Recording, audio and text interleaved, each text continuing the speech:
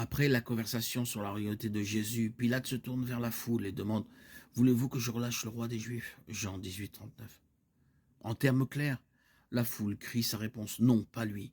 Donne-nous Barabbas. » Pilate permet alors aux soldats de frapper Jésus, pendant lesquels il l'habille en roi, se moque de lui en criant « Salut, roi des Juifs » et le gifle à plusieurs reprises. Jean 19, 3. Après les moqueries, Pilate présente à nouveau Jésus à la foule comme le roi des Juifs.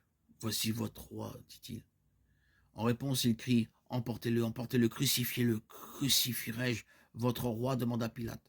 « Nous n'avons de roi que César, répondirent les principaux sacrificateurs. Le choix était fait, Jésus, leur vrai roi, fut emmené pour être crucifié. Certaines personnes pendant le ministère de Jésus ont reconnu Jésus comme le roi des Juifs. Alors que Jésus s'approchait de Jérusalem pour la dernière fois, la foule qui l'accompagnait pensait que le royaume de Dieu allait paraître à l'instant même.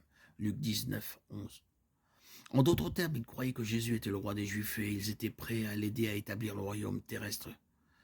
Jésus a dit la parabole indiquant que le royaume tarderait à venir. Mais l'enthousiasme de la foule ne faiblit pas. Lorsqu'il entra à Jérusalem, Jésus fut accueilli par des cris de bienvenue en l'honneur du roi des Juifs.